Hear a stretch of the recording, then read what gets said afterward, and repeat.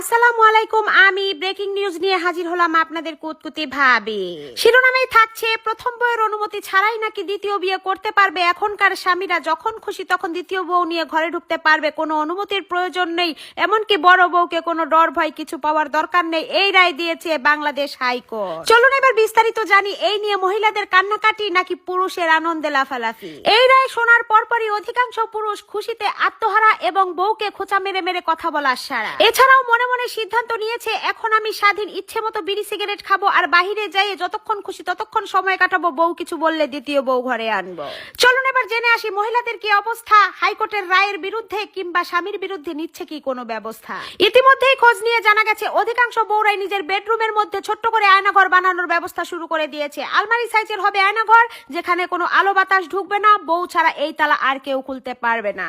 এখন থেকে ভুলেও স্বামী যদি বউকে জান বলে একদিন ডাকতে ভুলে যায়, এমনকি